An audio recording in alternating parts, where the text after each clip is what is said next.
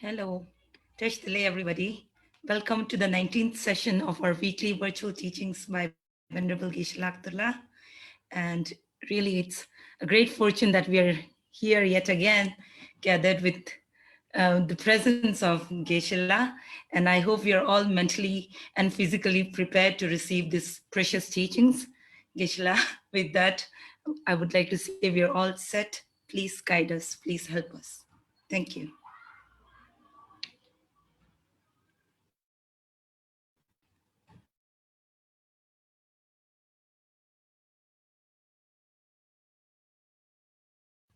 Kishla, you have to unmute. Singla. Okay. Yes. Thank you. So thank you, Norjinla, and thank you, everybody. I hope you're all physically and mentally well. We need to take good care of our physical health as well as mental health. Now doctors are saying that taking care of mental health is more important than taking care of physical health. So this teaching or discussion that we are having is to take good care of our mental health, not only for this life, but for many lives to come, not only for oneself, but for many other people. As I said earlier, the importance of spiritual knowledge, internal knowledge is something that it will never become access baggage, number one. Number two, no thieves and robbers can steal or rob it. Number three, you can share that knowledge as much as possible. The more you share, the more you become richer. So you see the contrast with the much, the physical wealth that is accumulated with much effort. However much you have accumulated over the years, it can be lost in a short time to fire, to thieves, to relatives, to, to friends, whatever, it can be lost. But mental health, the internal positive qualities like compassion. The other day I was reading a book where it clearly says that internal qualities like loving kindness and compassion, they are not like or sabji, vegetable or something that you buy from the market, or even the clothes that you bought from the market. They after a few days they start becoming old. But the internal qualities, genuine qualities like loving kindness, compassion, they're always fresh. Imagine, always fresh. I think that's one reason His Holiness even physically looks fresh all the time, because of these internal qualities. And when you have that right perspective, right mental way of seeing things, nothing can bother you. Of course, it needs a lot of training. It's not easy. It's easier said than done. But the fact is, it is doable. If we make persistent effort, nothing can shake us. And once you understand the meaning of the whole life, the meaning of existence itself, the meaning of change, impermanence, suffering, and everything, then what you are going to experience is nothing but the law of nature. So nothing can disturb you, right? So therefore, this internal development of this internal qualities, especially the teachings of the Buddha, which is not just a knowledge that he shared based on reading many other books, but he has lived that life, and he's explaining that based on his own experience. So therefore, these are like priceless gems. So we should consider ourselves fortunate, lucky to at least spend some time, thinking or listening or discussing about these teachings. Because there are many other places where you can easily get distracted, which may be temporarily much more attractive and much more charming than just sitting here and discussing about these spiritual things.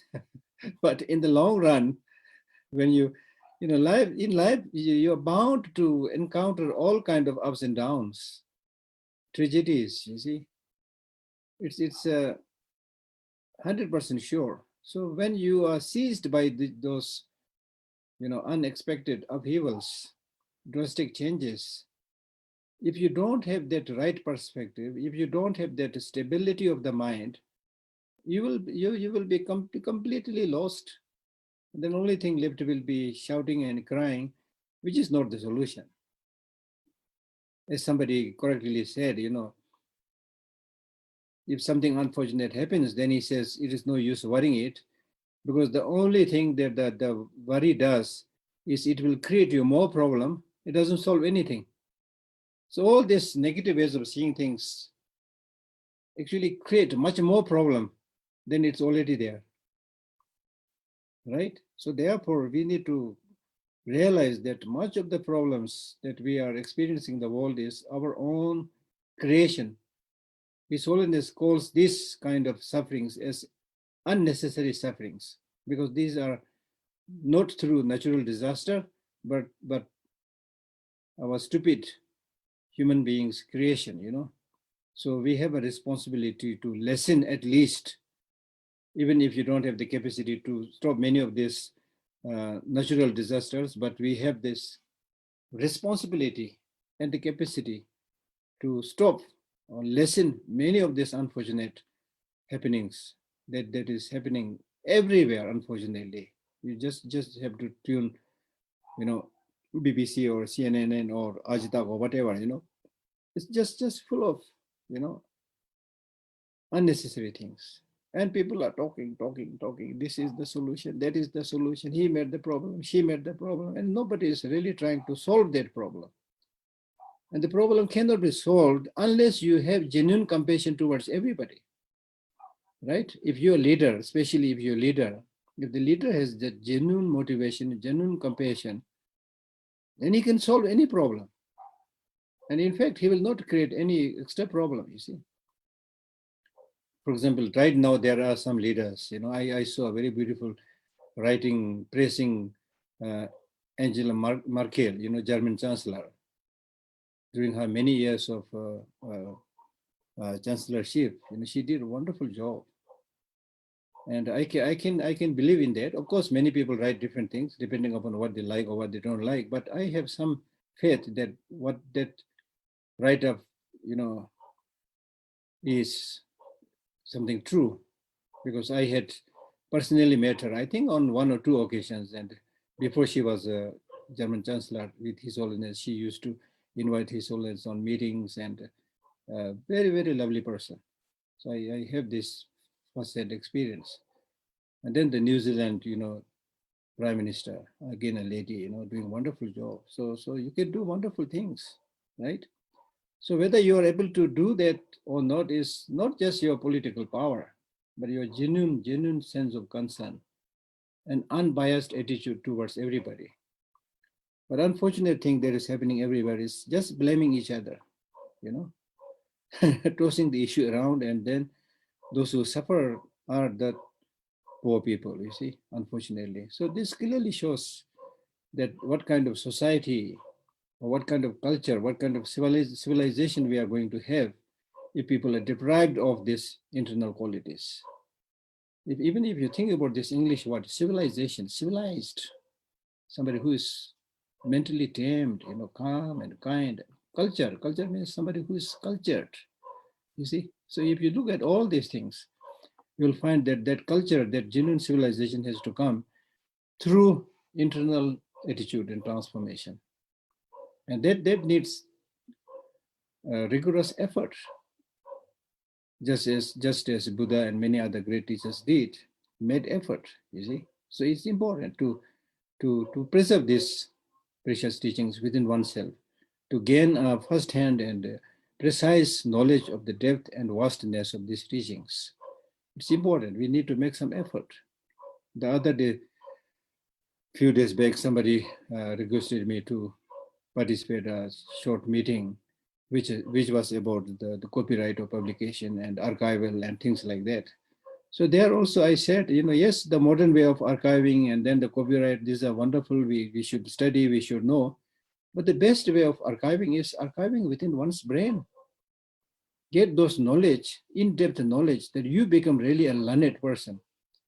Like take the example of the Tibetan history. When Tibetans left Tibet, and the few, really, really learned great masters who had archived everything in their mind. Imagine if those archiving has been done only in a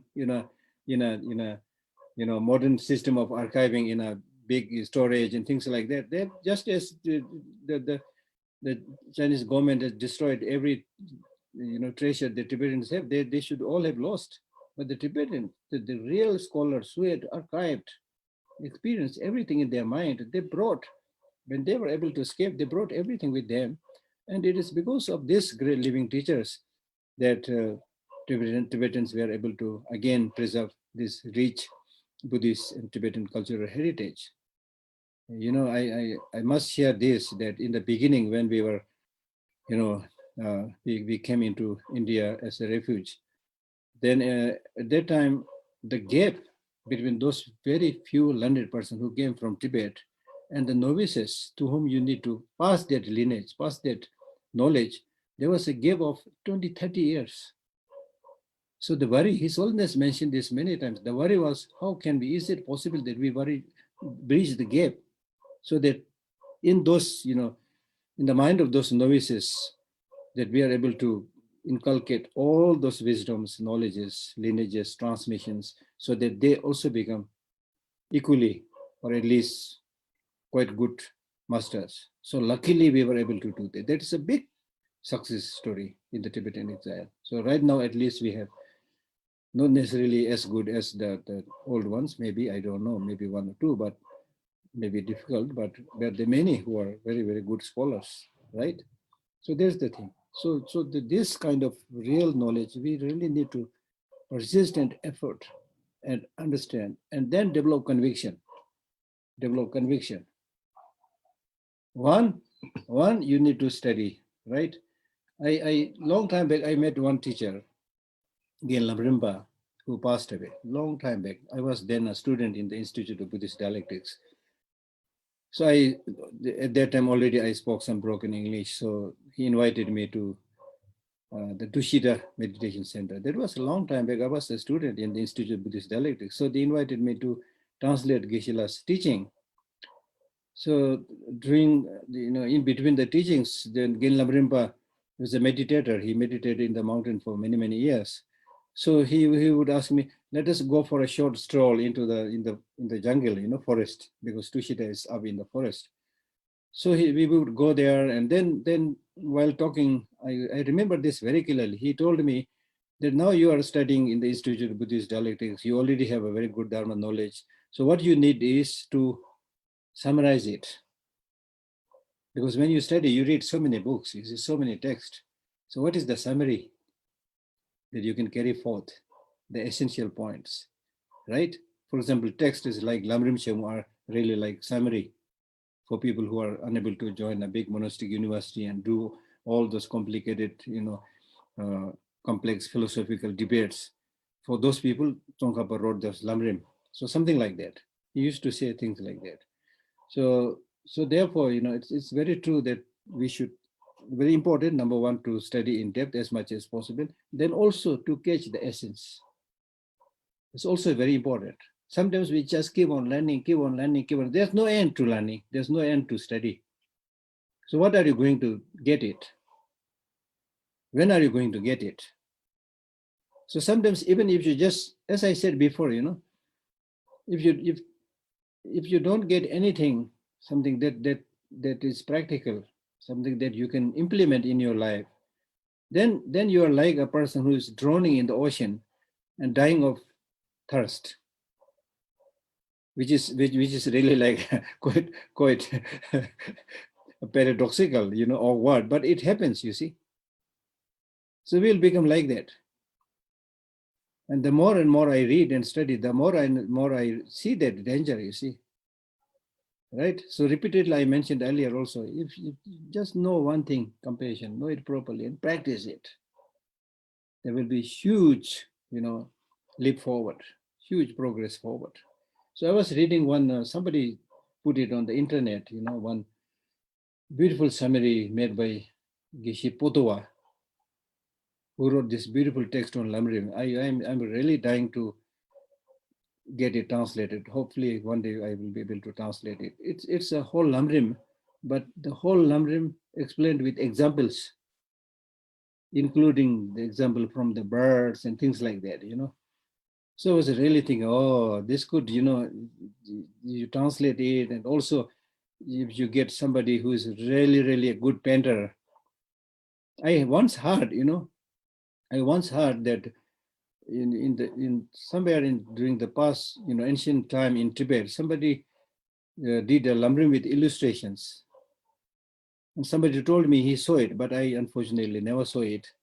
So something like that probably possible, you see. Anyway, so I'm getting a little bit digressed. So what I'm saying is like how he beautifully summarizes it. It was so powerful. So I want to share this from Geshe Potova, who wrote this Lamrim with examples, So he says, you should think repeatedly on impermanence and death.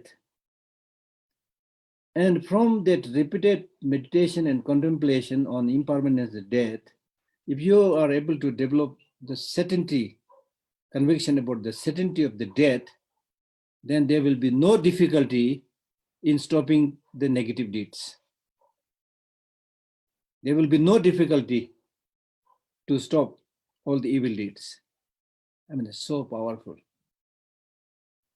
By repeatedly thinking on impermanence, if you develop this genuine conviction about the certainty of your death, then there will be no difficulty in stopping all the stupid negative deeds.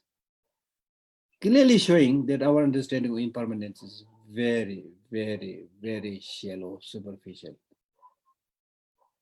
We talk about impermanence, but develop strong grasping on permanence, right? Number one. So if you want to stop, very often we ask this question, I want to stop all these negative deeds. How can I stop? It's so difficult. He says, not difficult. It's not difficult at all. If you are somebody who has developed this conviction on the certainty of death, there will be no difficulty in stopping all these negative deeds. And there will be no difficulty in accumulating the virtuous practices, developing qualities like compassion and love. It will automatically come. Then he says, on top of that, we should repeatedly meditate on loving kindness and compassion. And if you are able to develop that loving kindness and compassion within yourself, there will be no difficulty in helping others. So beautiful. Again, clearly showing we have this difficulty helping others because we don't have genuine love. We don't have genuine compassion. Then he says, on top of that, the third thing, on top of that, if you meditate repeatedly on emptiness of all phenomena, the empty nature of all phenomena, and through that way, if you are able to develop that kind of understanding within your mind, then there will be no difficulty in doing away with all erroneous thought, all mistaken thoughts. Then you will not make mistakes. In kind of 3 sentences, he beautifully summarizes how to get rid of negative emotions, how to accumulate positive emotions, how to help other sentient beings, and how to remove all your mistaken thoughts. So beautifully put it, right? So anyway, we need to do all this basically to help all other suffering sentient beings, right? And that is because just as you want happiness, others want happiness. Just as you do not want suffering, others don't want suffering. And it's not that you are not connected to them. You are very, very closely connected to other sentient beings. Your happiness and suffering is very much connected to others' behavior, others' thinking, and so forth. So therefore, it is nothing but natural to try to help others. You will recall what I said earlier, that the quotation from Nagarjuna, who said, if you really want to get established in this life, then you must strive to benefit others. And he says, if you don't strive, don't make effort to help others, whatever projects you come up with, whatever work you do in your life, you will never get settled in your.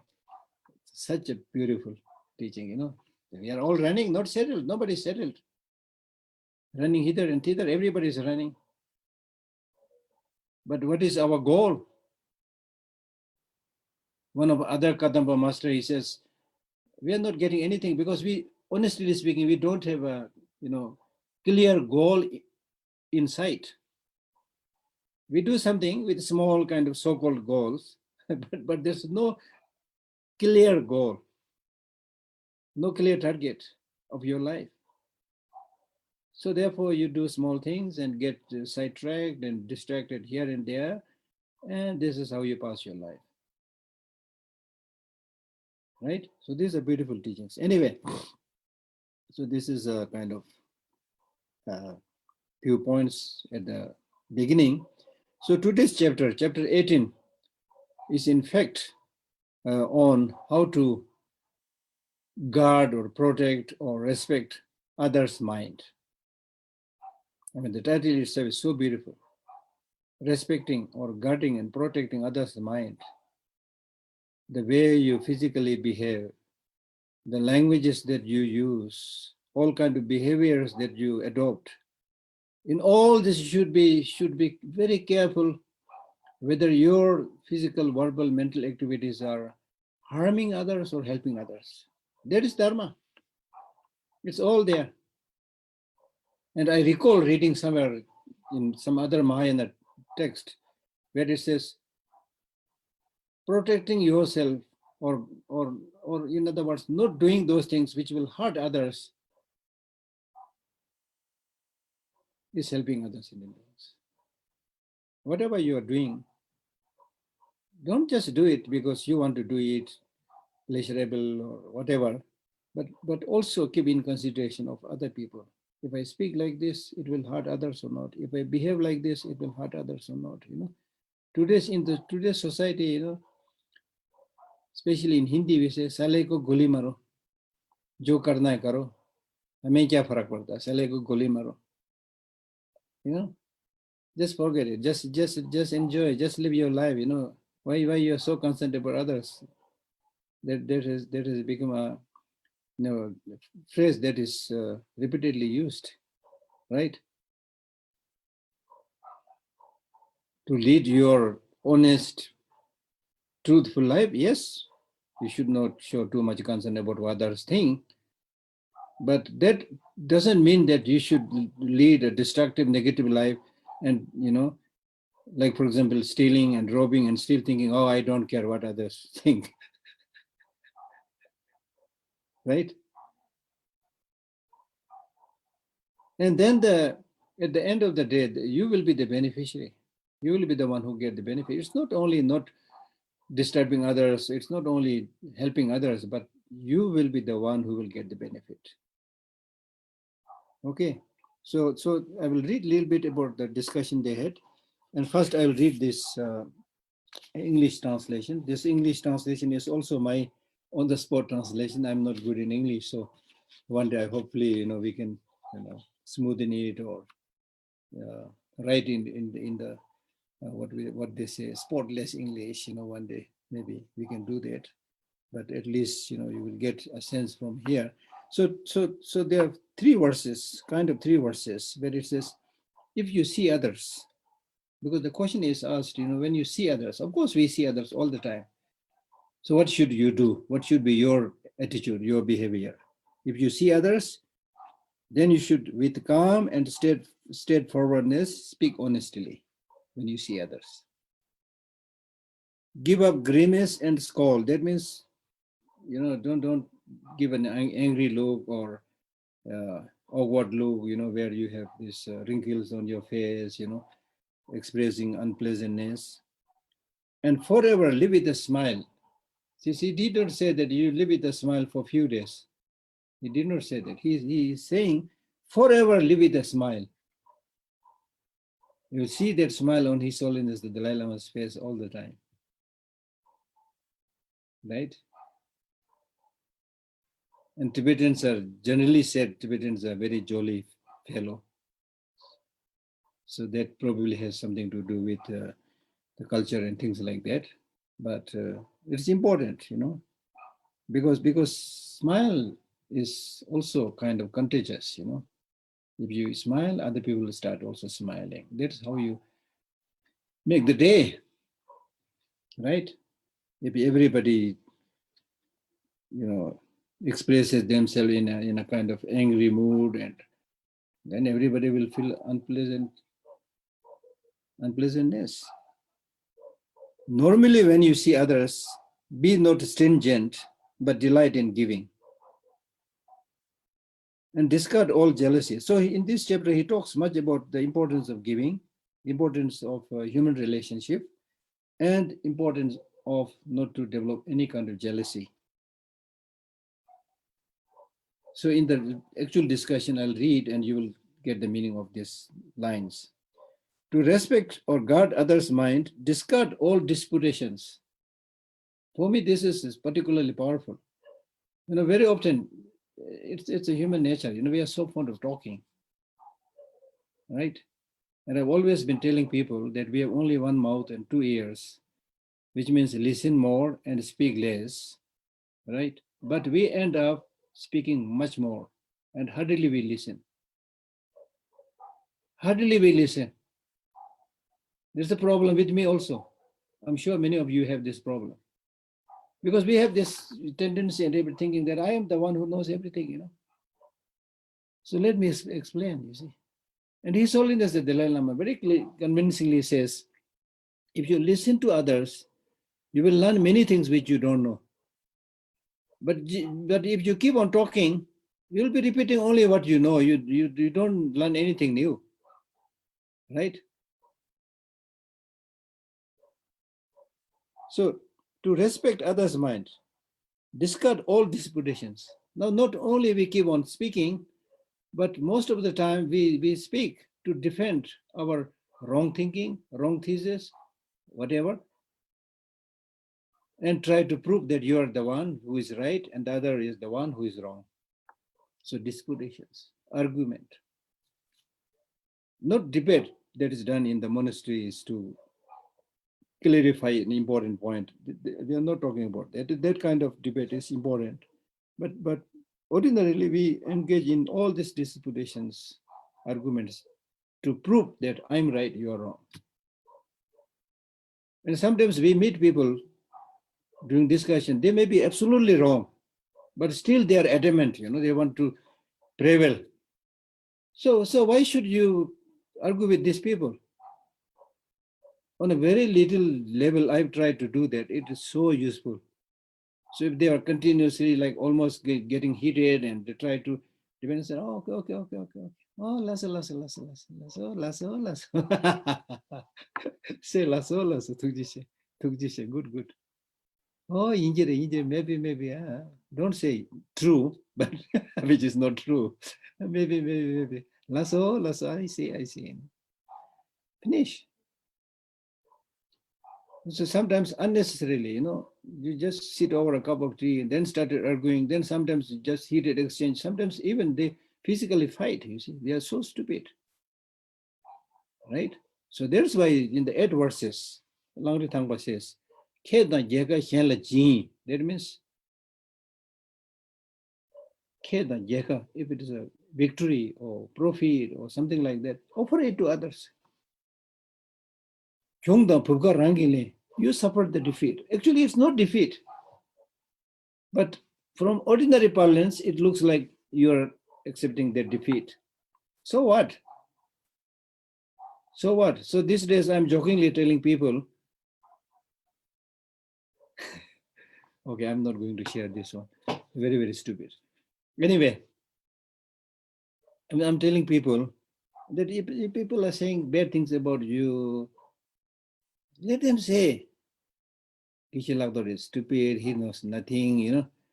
One point that I made very clear recently, from the group from Ladakh, the Flowering Dharma, they requested me to lead one month course, certificate course, and teach in Hindi. Then I said, my Hindi is not good. Then they requested that, oh, Geshela, your Hindi is okay. We know that there are not many people who teach in Hindi, many who teach in English. So please.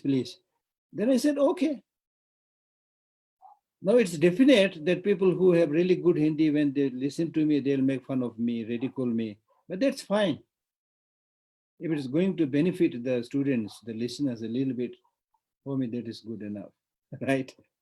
Right. So there's no need to show too much concern about, you know, unnecessary kind of disputations or arguments. And forever be equipped with patience. I mean, forever be equipped with patience. As soon as I read this line, it really looks like going to a battlefield. When you go to a battlefield, forever you should be equipped with that armor, you know.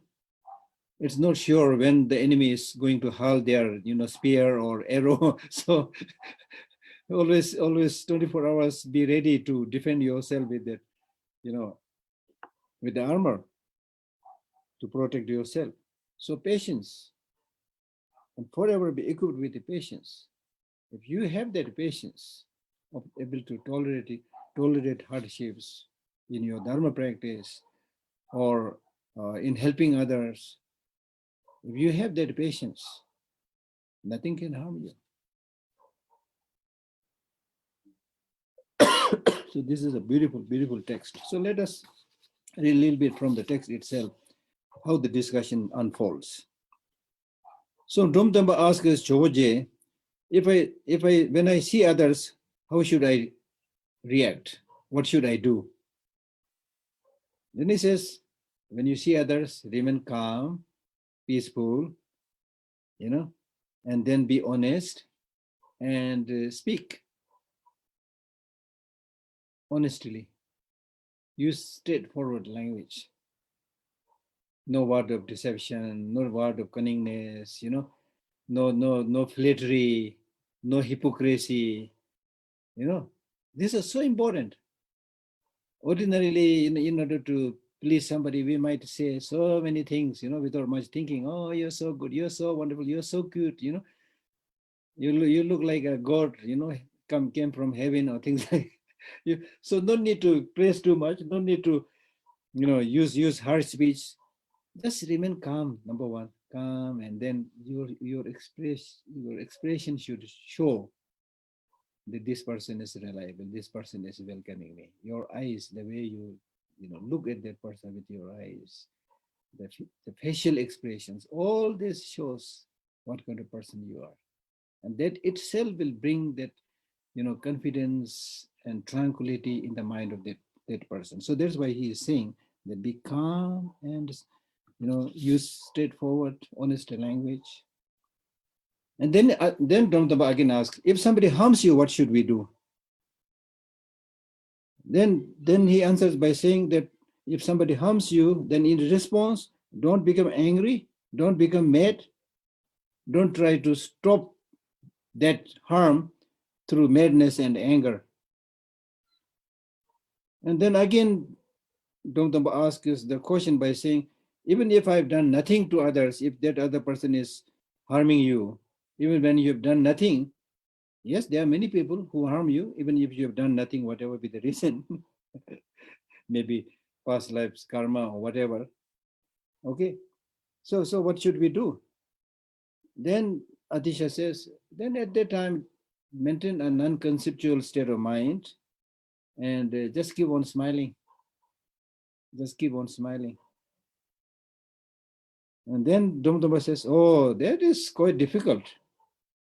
You've done nothing and still somebody is harming you, and then still you sit there with none, you know, conceptuality and keep on smiling. That's quite difficult.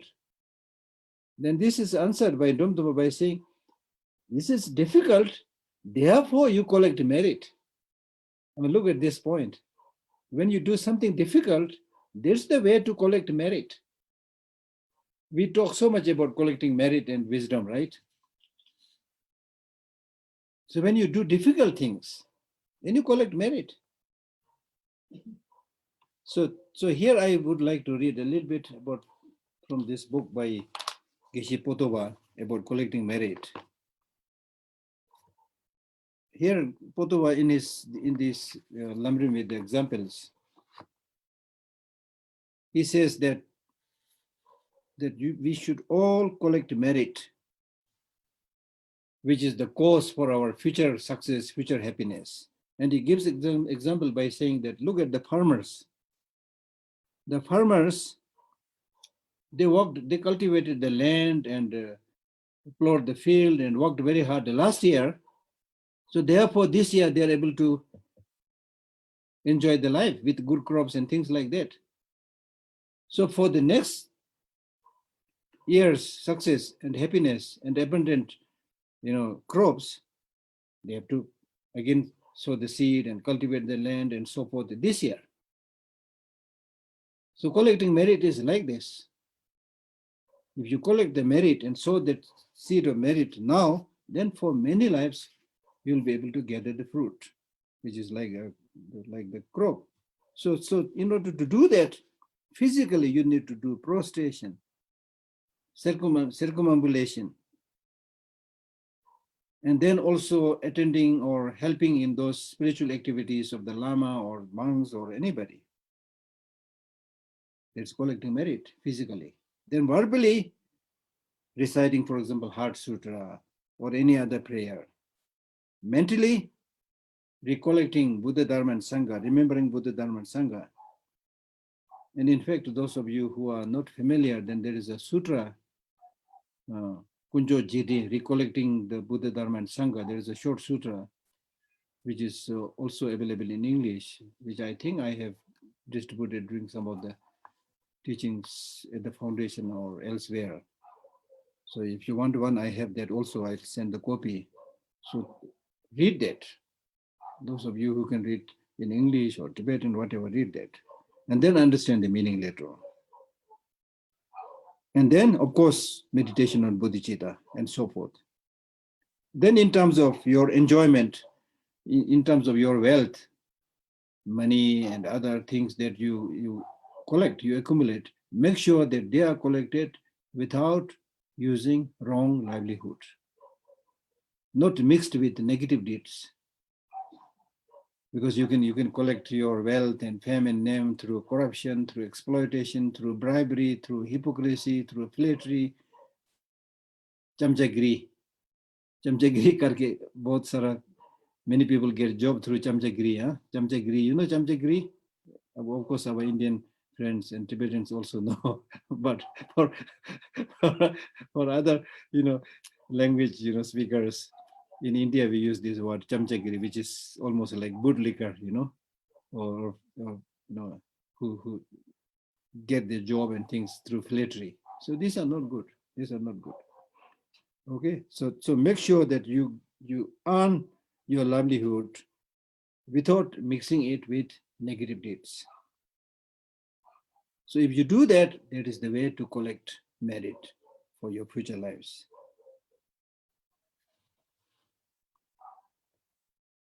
Then he gives another example, which is like a businessman who goes to do some business, important business of, selling golds and silvers and things like that.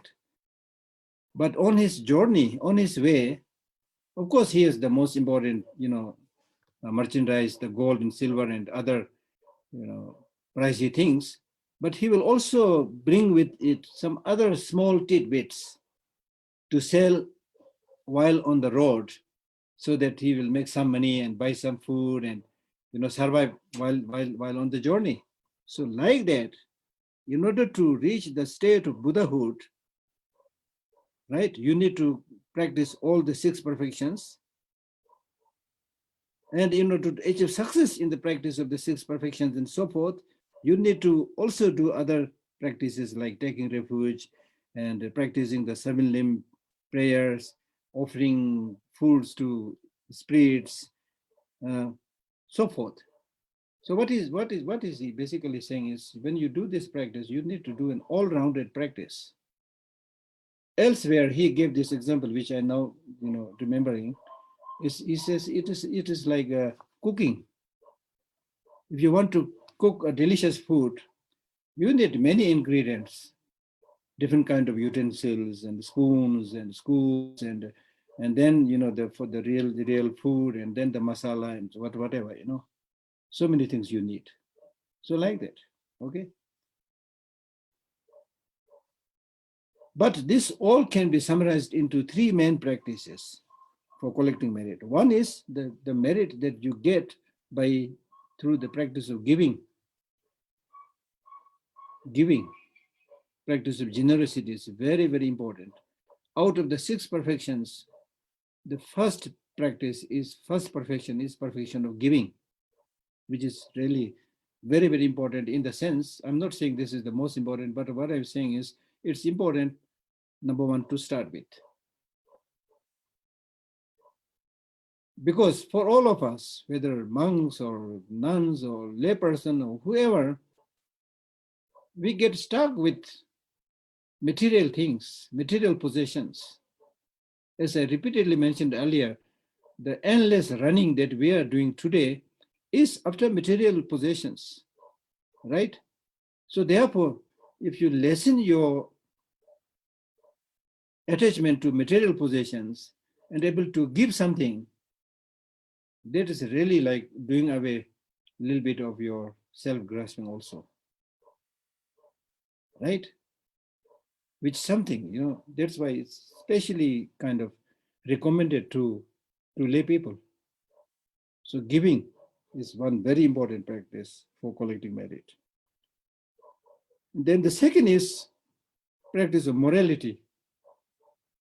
Again, whether you are an ordained person or a lay person, as I mentioned earlier, morality is really the basis for growing all other virtuous qualities.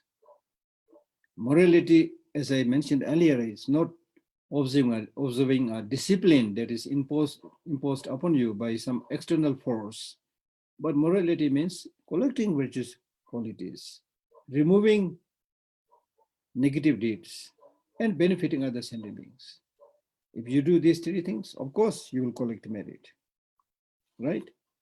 And then the merit that you collect through meditation. So all these different practices can also be summarized into these 3 practices: practice of giving, practice of morality, and practice of meditation, right? Now, out of these 3 also, to start with, the merit that you get through practice of giving is very important, he says. Because if you don't do that, then as a result, you will be born as somebody who is without material facilities.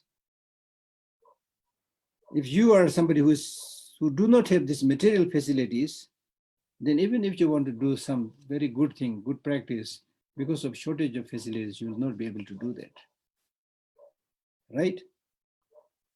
So therefore, that practice of giving becomes a foundation of Buddhist practice, so that you are not deprived of material facilities for your practice. Because if you don't have that merit that comes from giving, then it is not possible to collect that merit which comes from morality. And if you don't have that merit which comes from morality, you will not have that merit which comes from meditation. And without that, of course, you can't achieve enlightenment or Buddhahood, right?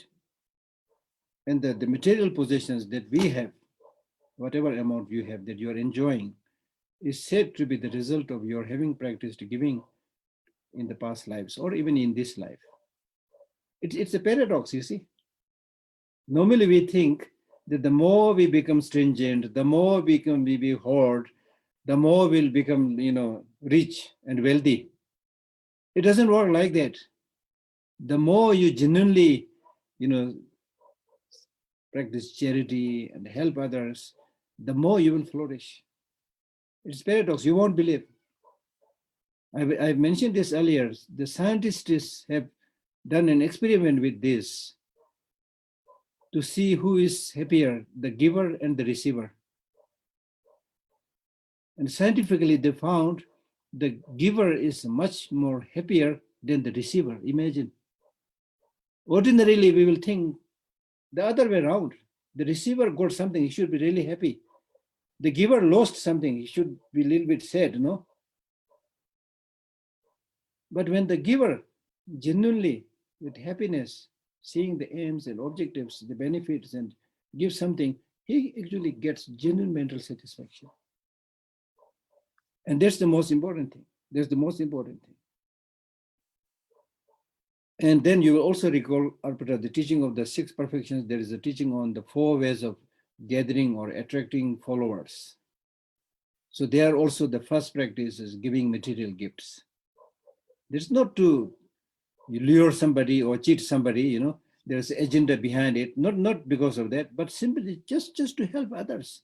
Now, when you really want to help others, the really, best way of helping others, especially for ordinary people, is practicing, not just talking. When you are really, when you really help somebody by giving something, money or a cloth or a books or whatever. In my case, at least I'm not saying I'm a great practitioner, but there's no harm mentioning what you're doing. I try my best to practice of giving torch, pen, pencil, books. I've actually given a lot of books to many other people. So like that, you see, which you can do. And then through that way, people will really come, their mind will become closer to you. Then you can teach, show the path. So therefore, the 4 ways of gathering is, number 1, give those things which other people need. Not just talk. Give those things which other people need. Second, speaks pleasantly, which means not singing a song, but teaching, because teaching is the most pleasant thing. And the third is asking those people to observe certain behavior. Now you should do this, you should not do this. Teach them. And the fourth, which is very important, is you should also live according to what you have taught. Otherwise, they'll say, "Oh, Geshe Lhakdor said this, but look at him, what he's doing." Geshe Lhakdor said, "Don't eat meat. Look, this now, this Doksu Japshings." Right? So, right? So therefore, you should yourself practice what you teach, which is not easy. So we need to be very careful. Okay. So therefore, having material facilities is important, not out of greed, but to facilitate your practice, facilitate in helping others, right? And especially, these days, it's an actual reality that if you're really rich and have a lot of wealth, you can actually build, good schools and, universities and monasteries and temples, and you can attract many people. So a person like me, I can't attract many people. I don't have this dollar to distribute, which is not the important thing, but most important thing. But unfortunately, the more there is a facility, people will come, right? Okay. Now, in the case of the collecting the merit through practice of giving also, it should be done with 4 purities, 4 purifications. That means the object, the field towards whom you practice giving should be pure.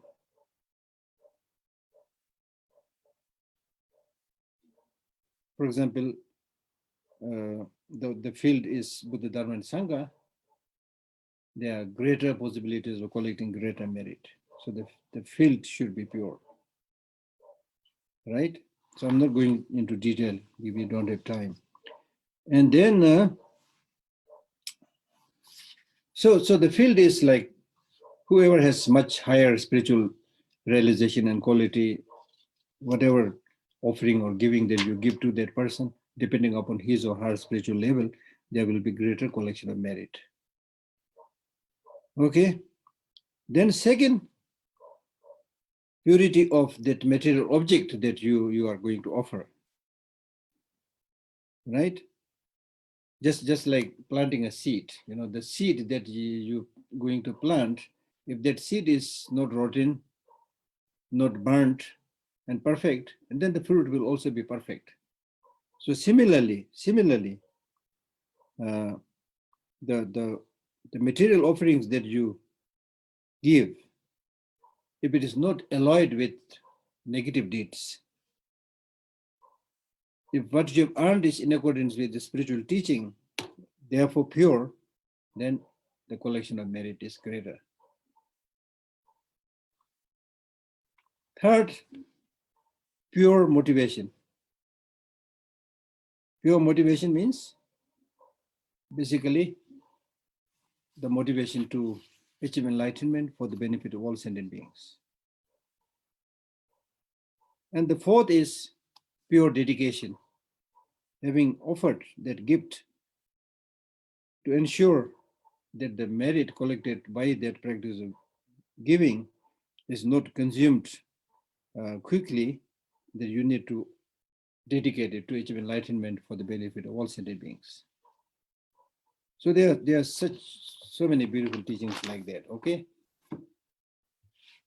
So I was reading this with reference to this answer by Choje, who said the more the practice is difficult, the more you collect merit. And then again, Domtaba asks us how is it possible that one can collect greater merit by doing those difficult things? Then he says, because you know what to practice. Because you know what to practice. You know that this practice is so important.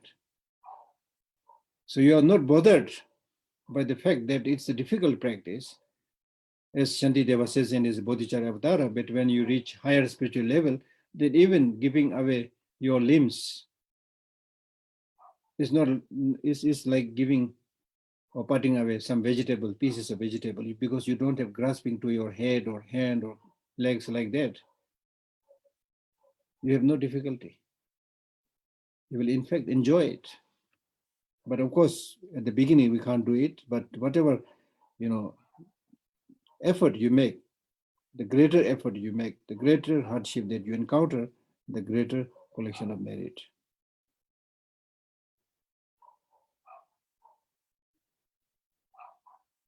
Then with respect to speaking to others,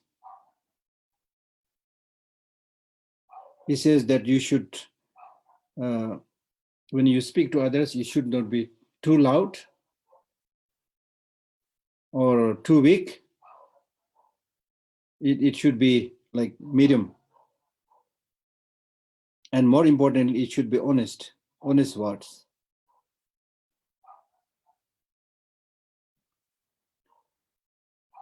And then again, Rumtaba asked a question by saying that, how can we bring about a change by this kind of regular practices? Atisha answers this by saying, yes, if you regularly practice this, you will bring about changes, just like iron, which is so hard, but if you try to melt it, then gradually even irons, they start melting.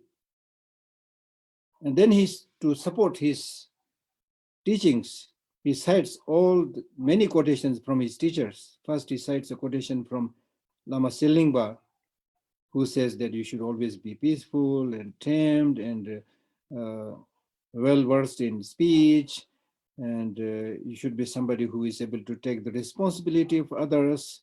And if you practice this, then no evil forces can tremble upon you. And if you have such practices and such, beautiful languages, then it doesn't matter whether your face is beautiful or not beautiful. Because when you have these internal qualities, then everybody becomes handsome or beautiful. I mean, imagine a smile on everybody's face. And I remember His Holiness teaching, saying that when you smile, it's really good, even if you have yellow broken teeth. Yellow means not well brushed, and then broken teeth. Still, it looks beautiful, right? So it's not like how much makeup you make, but it's how you present yourself, right? And this is something we can see. There are some people who are so calm, so nice. Okay. Then he cites quotation from his other teacher, Avadutipa. He says you should always have this mind to wish to benefit others, and peaceful and tamed, so forth. And you should express yourselves in such a way that whoever sees you will get that happiness. Then his teacher Zitare also says uh, if you become basically a good human being, there's nothing better than that. You become, first of all, a reliable, good, well-established human being, right?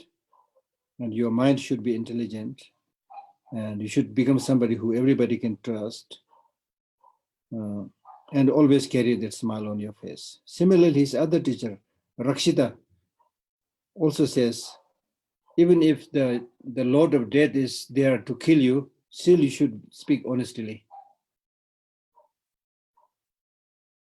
So Nagarjuna Saradhanavali clearly mentions that you should not commit negative deeds either out of attachment or anger or hatred, of course, or out of ignorance, right? These are not easy. When like for example, if your enemy threatens to kill you, you might give up your practice. Or if you're attached to something, you might give up your practice, right? Things like that. Okay. Then he cites quotation from Shantipa, then from his teacher Dombipa, wherein Dombipa says that your speech should be such that it is like hearing somebody playing a flute. You see, we all like to listen to songs, right? Why? Nothing particularly do with any dogmatic religious practice, but it is the law of nature. The law of nature has a kind of rhythm, harmonic, you know. So when the things are in harmony, we all get very happy, right? The same musical instrument can be played by a good, you know, guitarist or somebody who really plays it very well. And listen to that, we feel very happy. And give it to a monkey who doesn't know how to play it, and he will just do like this. He will get disturbed, you see. So therefore, from this also, it shows clearly how important harmony is. Harmony with the environment, harmony among human beings, harmony among family members, harmony among religious practitioners, harmony between your body and mind. So important. It's only through harmony that things flourish, things grow. If there's disharmony, whether it's in the nature or in the human, society, everything will start crumbling. So harmony is, of course, very, very important. This is a very important point. And then his other teacher,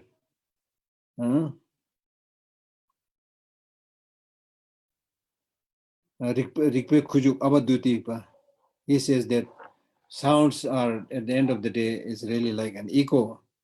So why should you develop too much grasping? Give up all disputation. You remember? There's no need to argue because these are, at the end of the day, it's all like echo. So, so it is best to relax that grasping and seeing them as having independent existence and so forth. So I'm not going to try to read everything. Then similarly, Naropa, great Naropa, he also says that even if the whole cosmology is disturbed, but you should be soft, peaceful, and always have this wish to benefit others. Even if your parents are going to kill you, never use harsh speech.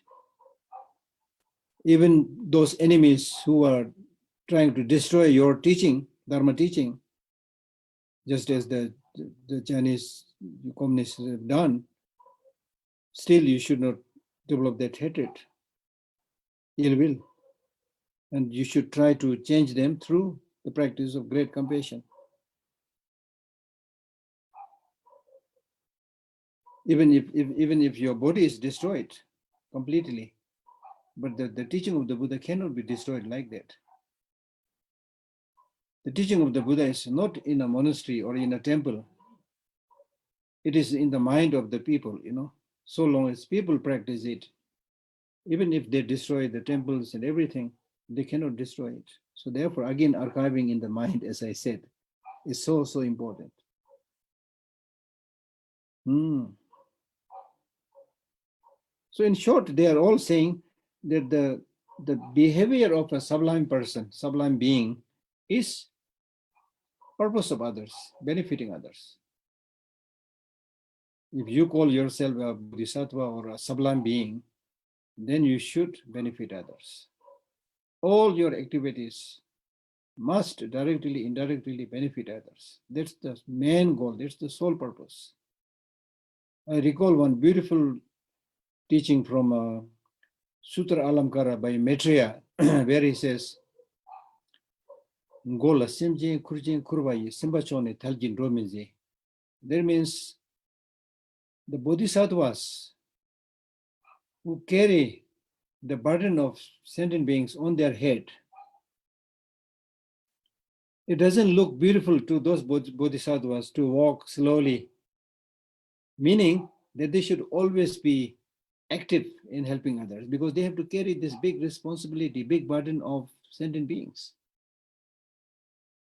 Right? So if you are somebody who has developed this genuine compassion, that will itself will become like an engine that will, put you the energy to just go and help others. Okay. And then here at this point, Atisha says that, see, all these teachings are given to me by my teacher, although they have many students, but they have given these teachings to me alone, meaning that he is a very special, he has received a very special teaching, that he is a special student. And he says, they have given this special teaching to me because they have recognized me as a sublime person.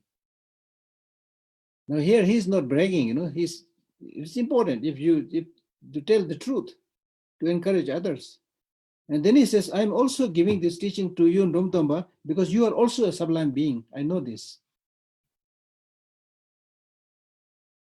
Then Domtomba says, I fully rejoice. But he asked another question. When you continuously or normally when you see other people, what should you do? And this is when you normally see other people, you should see all of them as very kind to you. As we say, as we regard, in the Buddhist teaching, we say, regard all sentient beings as your mother. Therefore, they're all kind to you. So remember their kindness all the time. How can we do that? Ordinary will think, why should I remember his or her kindness? I'm seeing him or her for the first time. He did not give me any lunch or dinner or anything. So why should I? This is how we think. But if you think about many lives, or even this life, the connection that we have directly or indirectly, knowingly or unknowingly, they are very kind to you. So therefore, always recall their kindness. Even if you're able to practice a little bit of patience because of ill treatment by others, superficially they are ill treating you, harming you, but because of that harm, you're able to practice patience. Therefore, they are kind. So whether they help you or harm you, they are kind. So in that way, right? Then again, Domdamba asks the question by saying, okay, if that is the case, then how should I repay their kindness? Then he says, one of the best ways to repay their kindness is you give everything without having any attachment. Then again, a question is asked by saying, what is the definition of having no attachment? Choji answers this by saying having no attachment means having no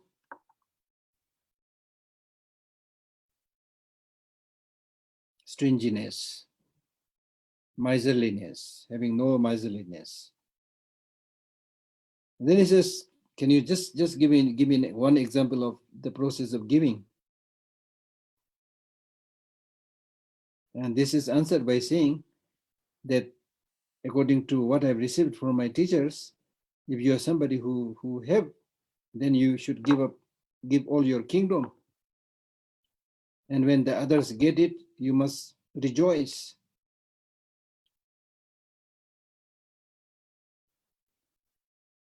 So whatever you have, you should give that. Your land, your houses, your wealth, everything. Food, clothing, medicine, without attachment. Similarly, horses, things like that. Nowadays, aeroplanes, motorbikes, cars, and things like that. And your servants, and then your head, your limbs, everything.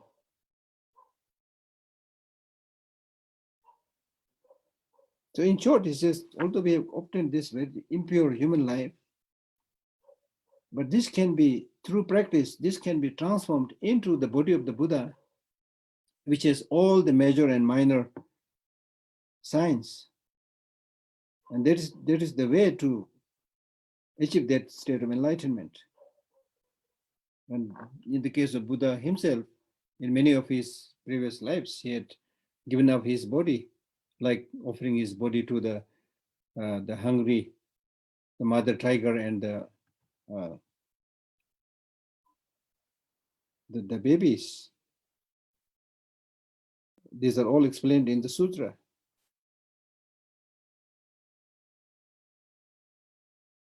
Similar advice is given by Saraha, where he says, even if you have to split your body into 100,000 parts without strangeness, offer it to others, without any grasping, without any attachment.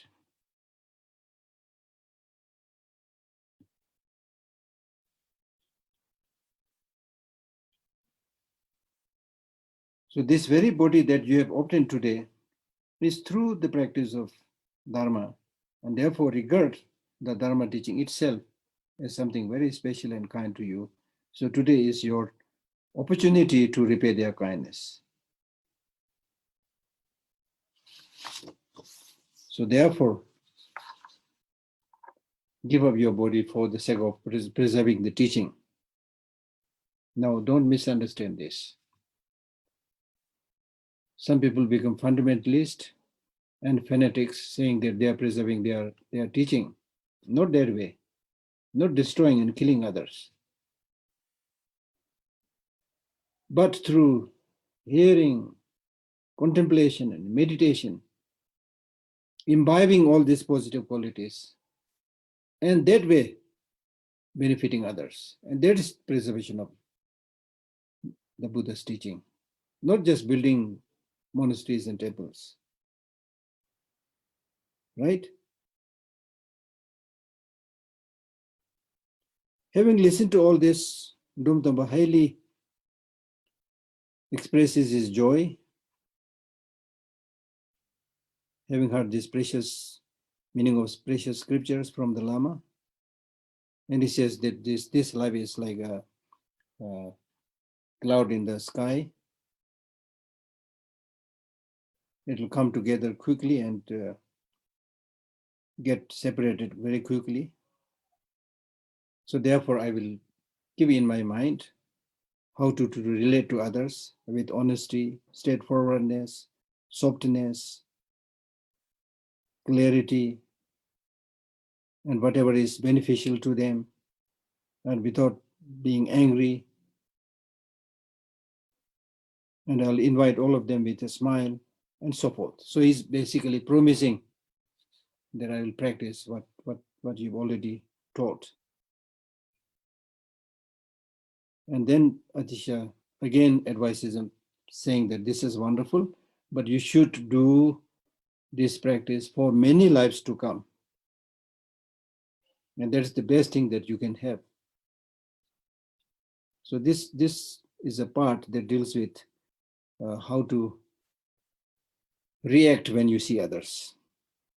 And then particularly Atisha says that today we are living in the time of degeneration, where everybody, the higher ones, the middle ones, the lower ones, everybody has their problems and difficulties, right? So therefore,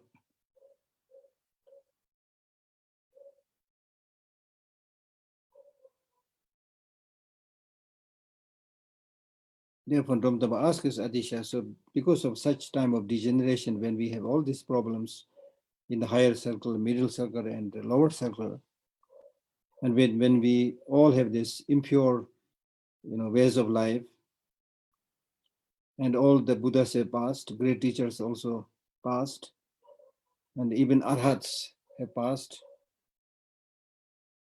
So therefore, if you don't make the teaching very clear, Tibet will be, because these teachings are given in Tibet, Tibet will be very soon lost completely.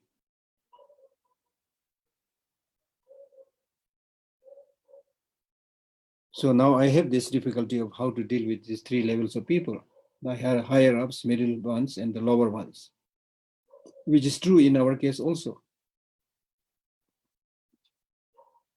So how can I, deal with these people? So this is answer. Now this very interesting answer. Atisha answers this by saying that you have difficulty dealing with all these people because of jealousy. Because to the higher ones, you are not able to compete them. Therefore, you defame them. You say bad things against them. The president is not good. The prime minister is not good. This and that. Right? Because you are unable to challenge them. And you destroy those that are lower than you because you don't have compassion, as I said right in the beginning. And you are also not in good terms with those people who are of your equal level because you don't have that sense of shame and sense of concern for others. Shame and sense of concern. These are two very important qualities in our day-to-day practice. Nagarjuna, I think in his precious Garland, he says that the world is protected, the world is sustained by two practice, sense of shame and sense of concern for others. Mosa yoga, the te yogas. So if this sense of shame and sense of concern for others is not there, the world will crumble. You do all the bad things, have no sense of shame. You do all the bad things, have no concern for others, then the world is done. So they must be there in order to sustain the world. Right? So therefore, you must give up jealousy. And in my own level, I have given you this example earlier. Maybe good example, but maybe not. But I want to share this example to you also. The example is like, for example, oh, sorry, I'm overstaying a little bit. Anyway, I'll stop now very soon. The example that I have given earlier is like, for example, today this discussion, let us say we are in one class and we are all talking about Dharma, and a stranger comes and then asks us the question, what are you guys doing? Then if we say we are studying Dharma, then he says, oh, this is so wonderful, you are studying Dharma. And then he starts giving like $1,000 to each of the people there, except me, the teacher. $1,000 to each, except me, Geshe Lhakdor, the teacher. You see? Then what will be my feeling? My feeling will be a little bit of uneasiness. Why that he gave this money to everybody, not me? See, that's called jealousy. Although I don't know this person, number one, and secondly, also whether he comes and gives no money to everybody, or he gives to the rest of the people, not to me, it's same. But when he doesn't give this money to everybody, including me, then it's okay with me. But he gives this money to the class students and not to the teacher, Geshe Lhakdor, then Geshe Lhakdor gets upset, you see. That's the indication of jealousy. So we all have this kind of jealousy.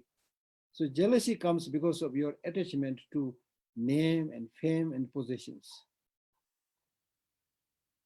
Right? When you have this strong attachment to name and fame and possessions, then whoever you see that name, that possession, that fame, you get jealousy.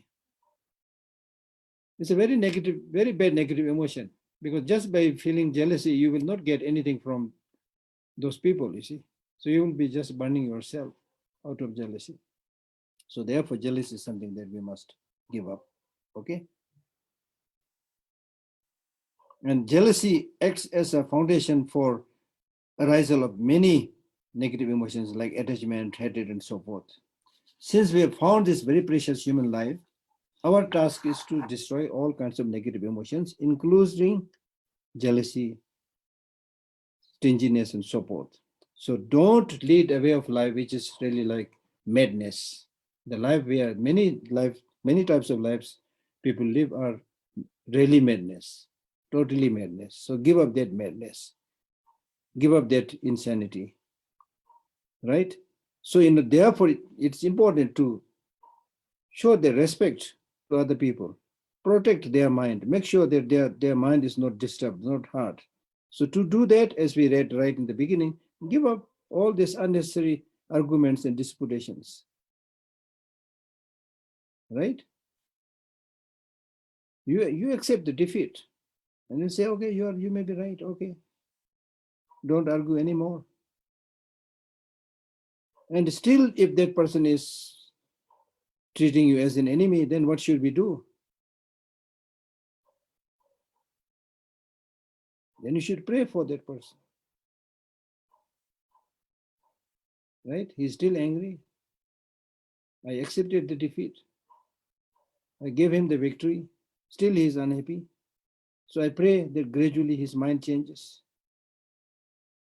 He's behaving like this because he is pushed by the negative actions of the past. His intention and mind is not pure, which leads to impure activities and therefore harming my body. Right? So therefore you should pray and don't get angry. If you do that, then you are a sublime being. So that's it. So I more or less covered the text. It's not very long. Thank you. Yeah, so Gishla, thank you so much. Mm, Now we have some questions lined up. mm, And before I call upon Natasha and Dinara and all, I have this question from Amita Joseph, who's written in the chat, Gishla, a question. I'll read it out to you. mm. So Amita is asking, when somebody gives, in terms of practice of giving, if somebody gives without consideration or uh, insensitively, will it lower the dignity of the receiver? So that's her doubt. And she's also asking if this will foster a sense of dependency Yes, on the receiver. that you have to see very carefully. Therefore, in the text it says, when you practice giving, you should know what you are giving, to whom you are giving, at what time you are giving. All these things you need to see. For example, because we have heard that giving is important, thereby if you start practicing, giving poison, giving arms and ammunitions, weapons to kill each other, that's not considered as giving. We're not talking about that kind of giving. Giving means something by whose giving the person is able to have that peace, happiness, and harmlessness, right? Then also, yes, if it is a situation where your practice of giving is not going to help that other person much, but he is going to get spoiled and will continuously become dependent, then you need to be again uh, adopt some other ways of giving.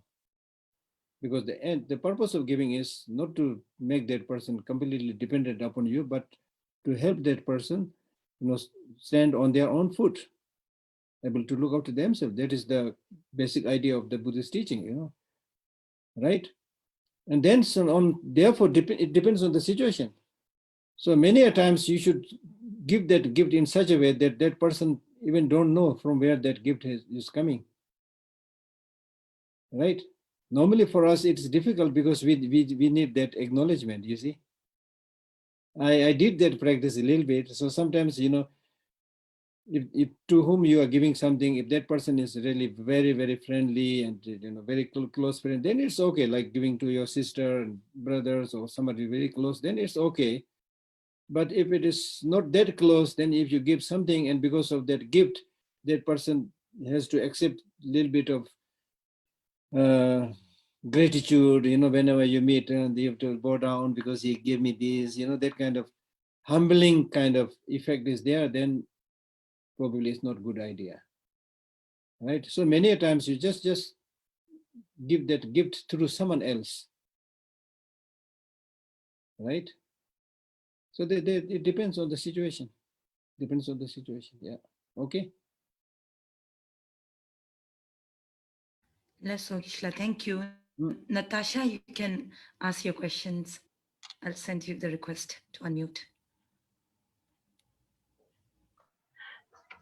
Gisela, Mm. thank you very much.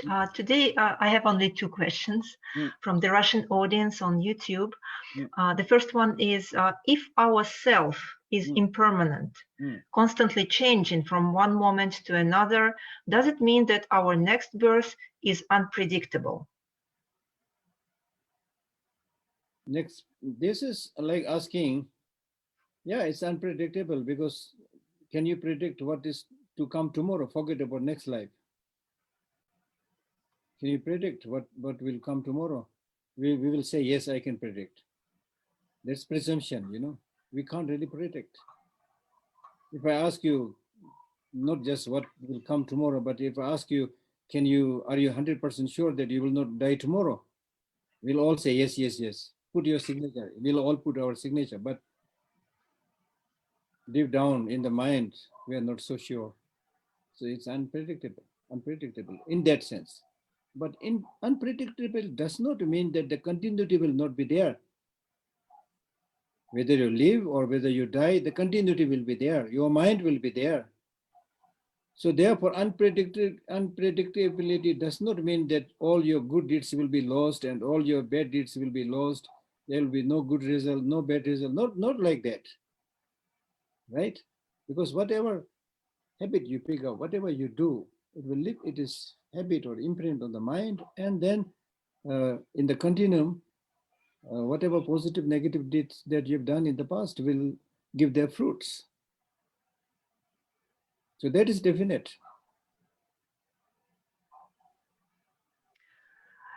Thank you, Geshe-la. And the next question is, how to strengthen bodhicitta if our self is so impermanent and our abilities are so small?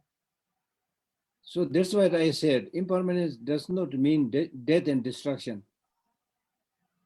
Impermanence means change.